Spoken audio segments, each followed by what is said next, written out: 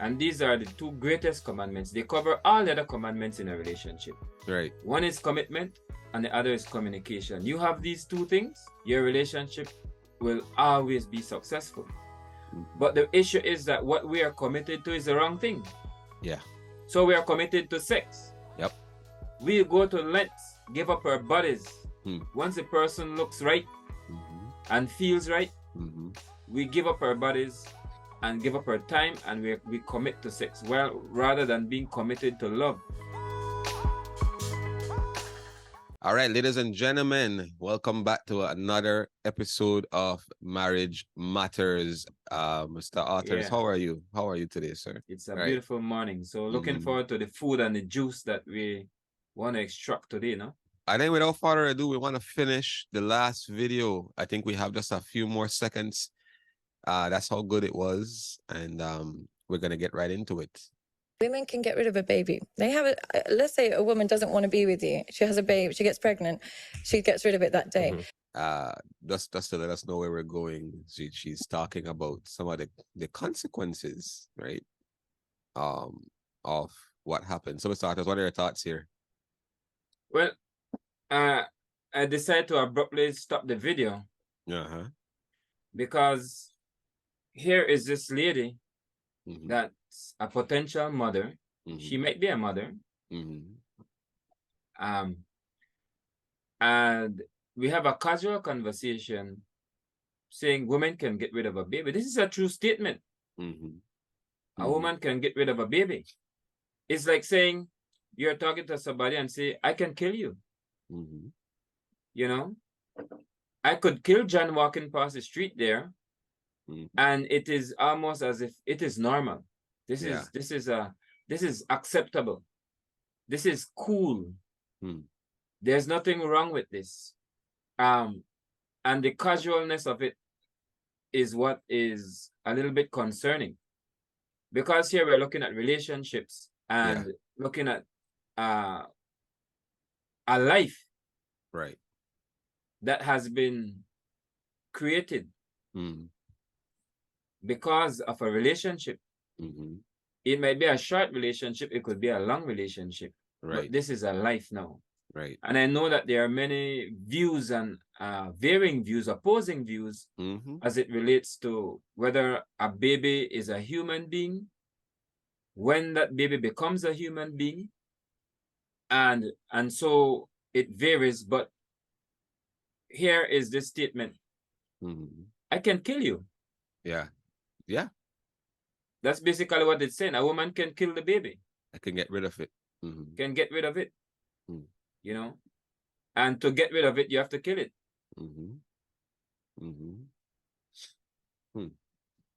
You know, it's interesting that you said that. I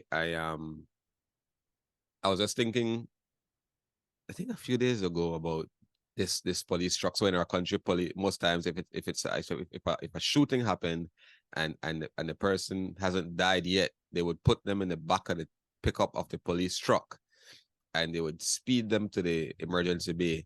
And I remember the first time standing out there seeing this happen.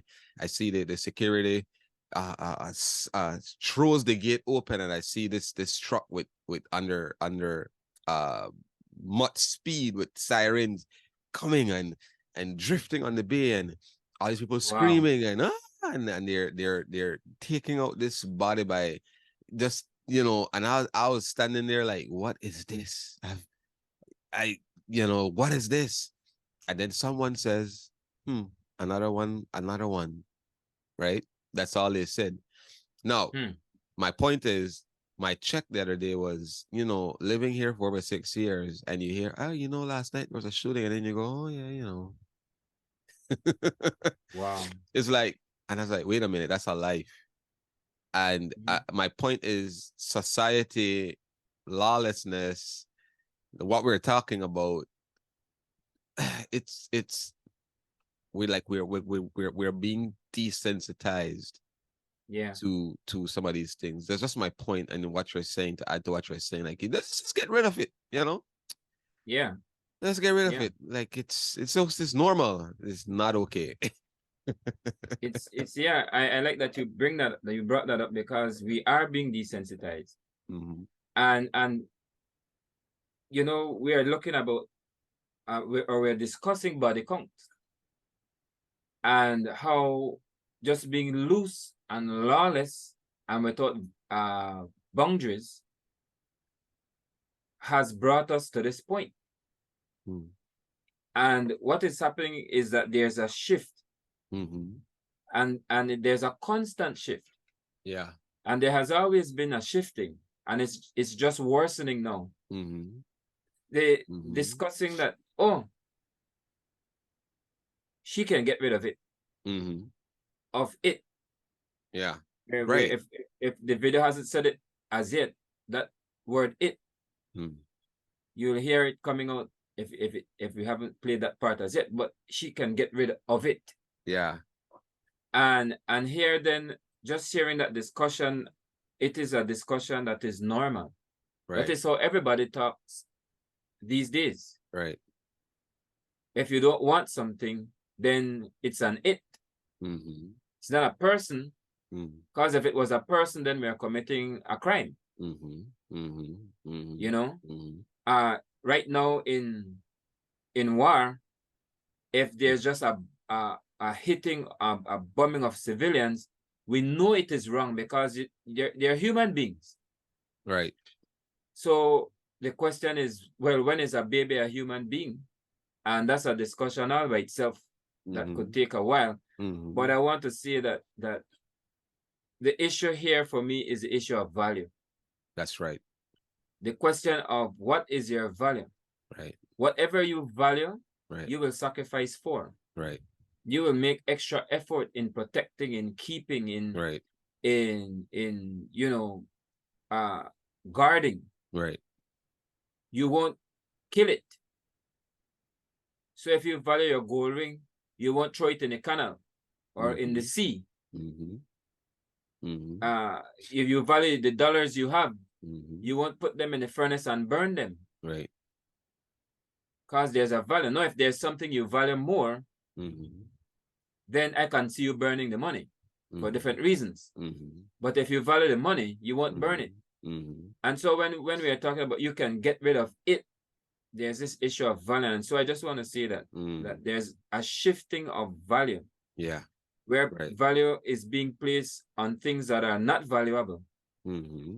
Like just having sex all over the place and increasing a value count, a body count. Right. That has no value.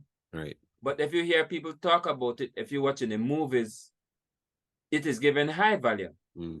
The way how they show you the passionate kissing. And you go in bed right the same night. You know, I love this movie, Iron Man. Yeah. And it's one of the most beautiful movies. I love it. I would go and watch it over and again. And in the beginning, Iron Man has no values. So he is a superhero, but with little values. Or he has value on different things. So he meet this lady, and the next minute he's in bed passionately kissing. A youth seeing this, another human being seeing this, desires, oh, I want to be like that.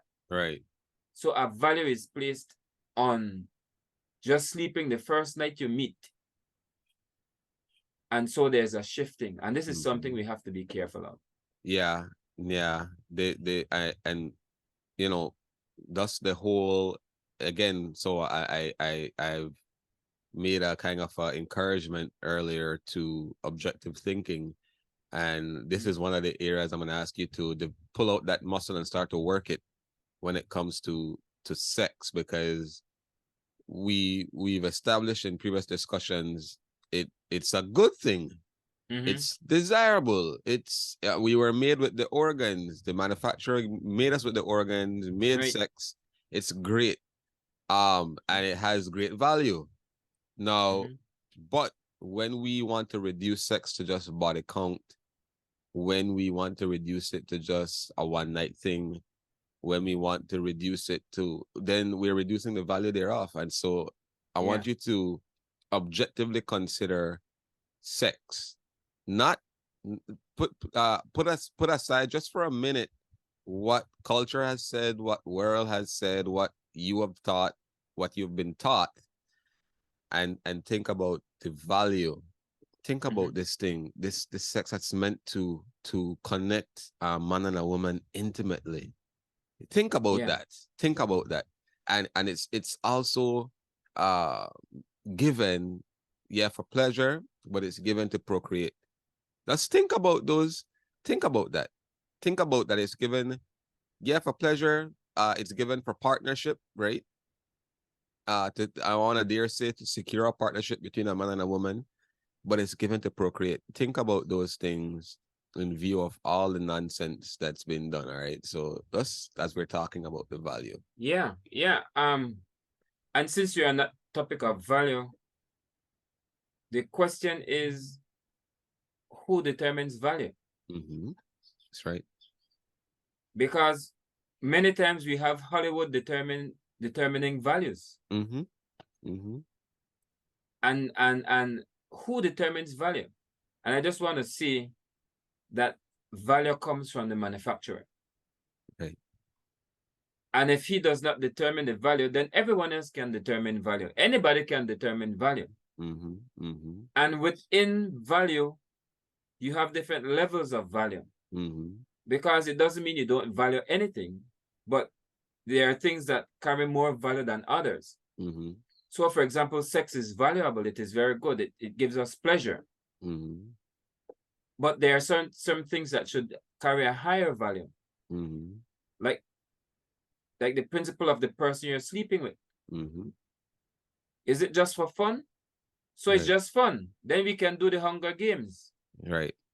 Where people for fun look at other people, treat each other's lives as if they're valueless, or as if they're without value. Right. You know? And in the gangs and the mob wars, and we treat people without value. Right. I'll sell you drugs. I don't care if it destroys you. I'm benefiting from it. You have no value to me. I might tell you you are valuable, but you have no value to me. And so I just want to say here that the manufacturer determines value, not humans. Right. Very good point. So you wanna get back to the rest of the content in the video? Yes. Let's do it. Okay, I rewinded it a little bit so we can. Sure, yeah, so we can Yeah, and then I'll just stop as we go on. Yeah. Women can get rid of a baby. They have let's say a woman doesn't want to be with you. She has a baby, she gets pregnant, she gets rid of it that day. But say the average woman, if she gets pregnant, is keeping it. And you have no say in that. And now you're either stuck with this woman for the rest of your life, like to some degree. She can get rid of it. But she says if it's the first time, she might actually keep it. And now you are, sir, stuck. It's a strong word. Stuck with a woman for the rest of your life, for the most part, to some degree. Yeah. It stuck. Wow. I mean, you want to dig right in? Right? Oh yeah, of course. Go ahead, sir. And I just add the other statement to that. And you have no say in that.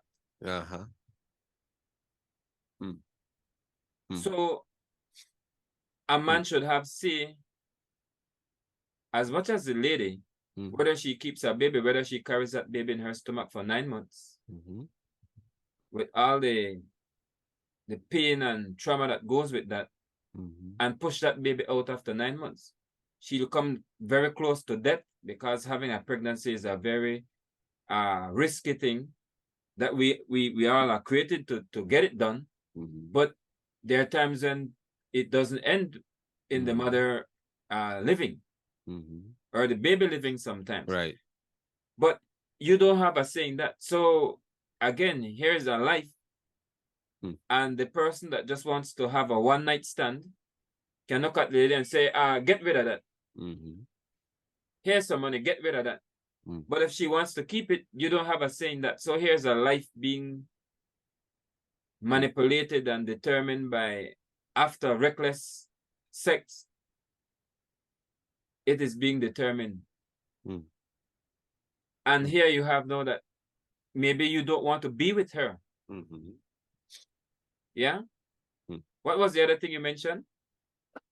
she talks about it, and then like you're stuck with this woman for the rest of your life to some degree. Like, so those words really stood out. It and stuck, like it, the Yes. child, and then stuck, like this woman is, I guess, God's greatest judgment on your Yeah. life, kind of thing. Like, yeah, I mean, that's how you're stuck with this woman for the rest of your life to some degree. Which,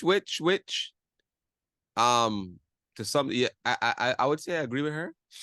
But you know, I want to say, man, it comes right back down to the value of, like, if you are, and you know, this is just something that I also see kind of slipping away from us in the world today, is calculated thinking.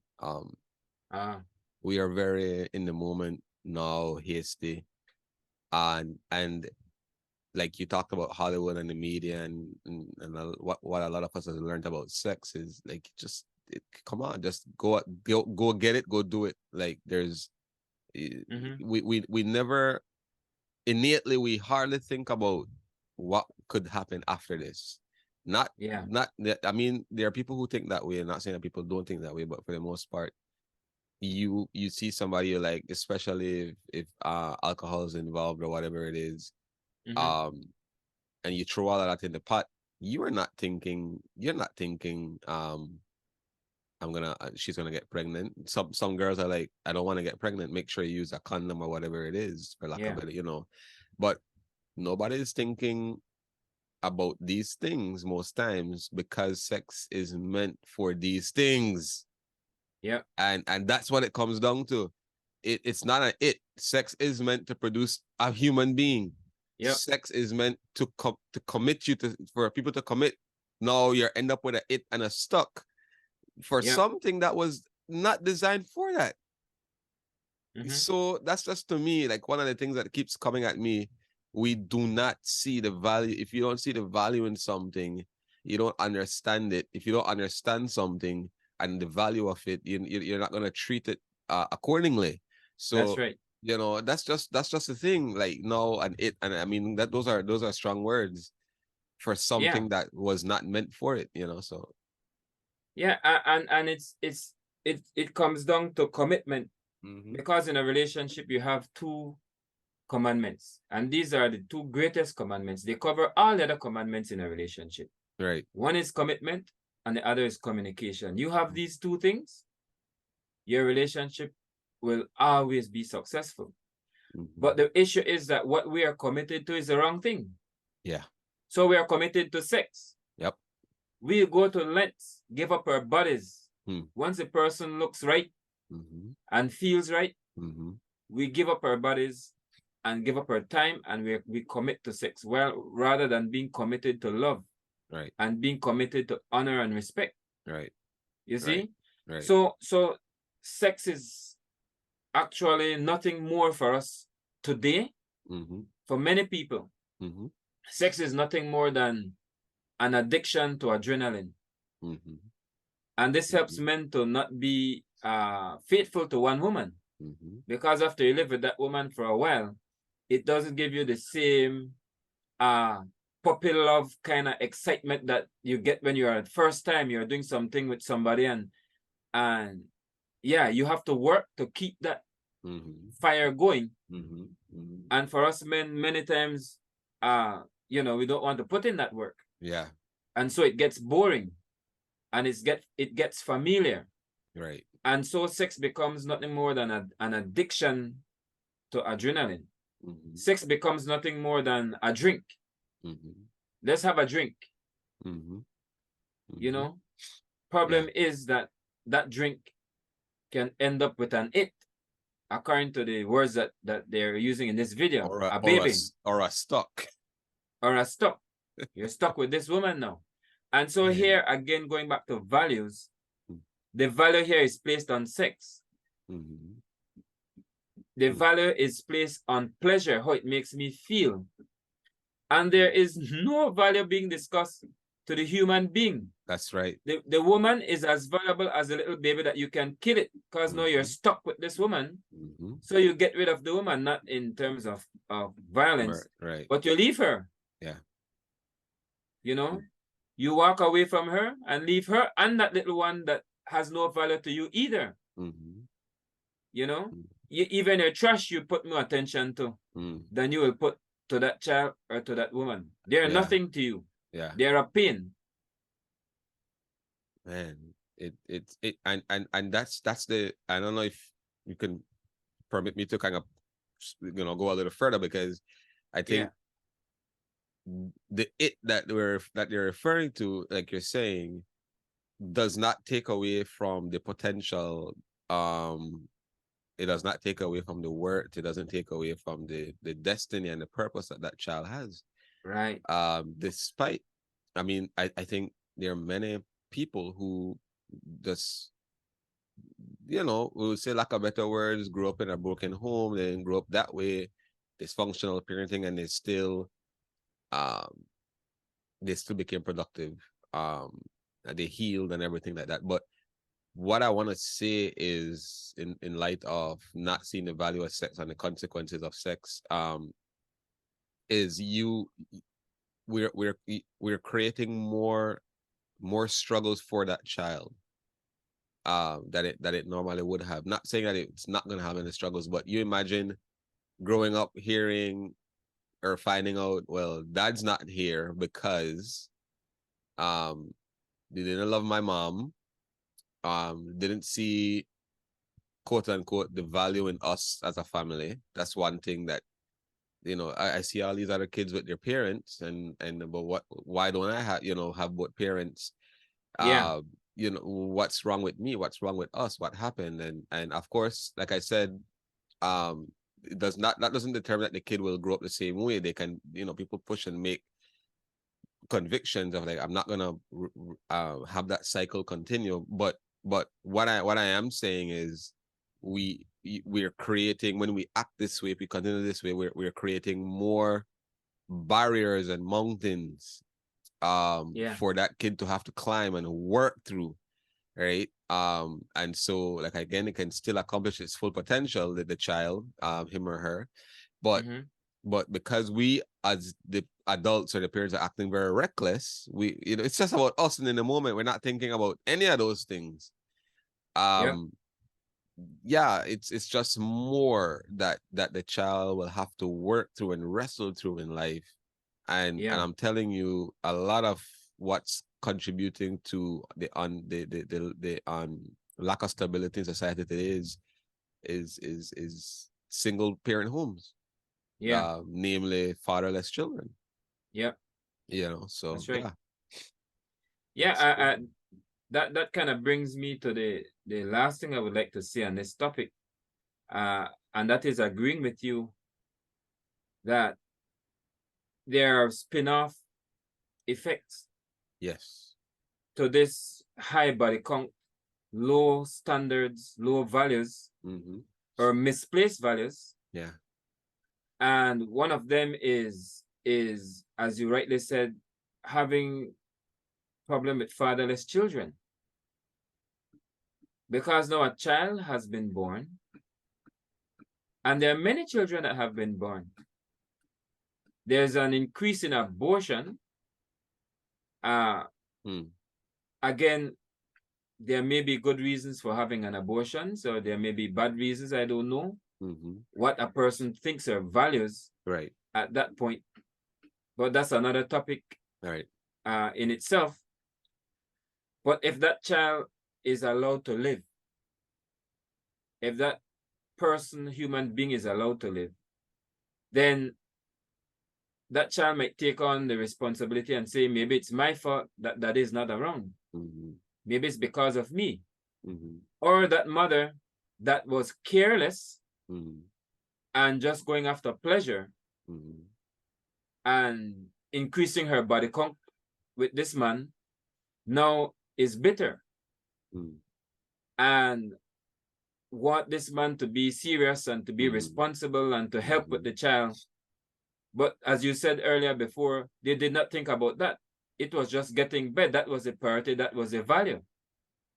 And so now the child is being abused, is being treated harshly because it reminds her of his father, or because, you know, he's giving trouble and there's no daddy around to help with discipline, and mommy is at work, and that child is roaming around in society, being fathered now by a drug dealer or a mob boss or somebody, you know, and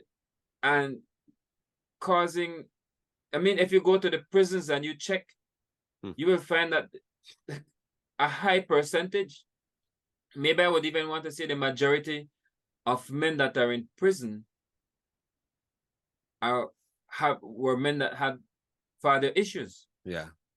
Fathers not being there. Yeah. And so this is a hard thing that now we have one of the greatest, I believe it is the second largest problem, or the second biggest problem in our society. A fatherless child. The biggest one would be people running around without the manufacturer. The manufacturer is to people what water is to the fish. That's right. What air is to mammals. And so without the manufacturer, you have people running around chopping up each other, shooting each other, being addicted to chemicals, because we're all trying to get back air. We're all trying to get back in the water. So we flutter around. And that is what you're seeing in the world today. People want to live without the manufacturer, without his rules, without his boundaries that are there for us and to protect us. And so we are fluttering all over the place, making our own rules. And we're seeing that our rules makes no sense. We're reaping the results of those rules, and we don't want to face it. That's right. So yeah. So in terms of a high body count and having that, it leads to all these ills. And it will not get better, because we are a people right now that we want to live according to pleasure, according to what pleases us, what feels nice, what we think is right. And the manufacturer says that the end of that is destruction. There's a way to a person that in his own eyes seems right, seems correct. But the end of it is destruction. And then you want to kill it. Right. And you want to say you're stuck with it. Right. That and is it was never meant for that. It was never meant for that. Yeah. That's right. That is where the destruction begins. Yeah, I think I'm gonna close off with a thought, if you'd allow me, for today. I was teaching something at the school where I work this last week. We had something that came up where we went out as a school on a event, and a little damage was done to the place where we went, but we didn't find out until the day after, right? So I was leading this event. So even though and it's a leadership thing I'm learning, like it's not my fault, but it's my responsibility as a leader. Right. And I love you know, that comes with leadership. Yeah. And so I was tasked to address this issue, and at the same time I said, you know, let's make this a teachable moment as well. And so I was teaching about the principle of connection. And I wanna just briefly talk about that as we close, because we are all connected. Yeah. And a lot of times I don't think I've lived many years ignorant of this truth.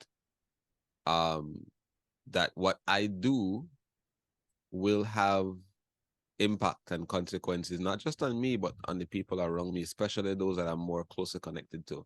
Yeah. And so I was teaching this to the students, because I was saying, when, like, it's not, I didn't directly do the damage, but it's now my responsibility. Yeah. And more than that, it's the name of our school.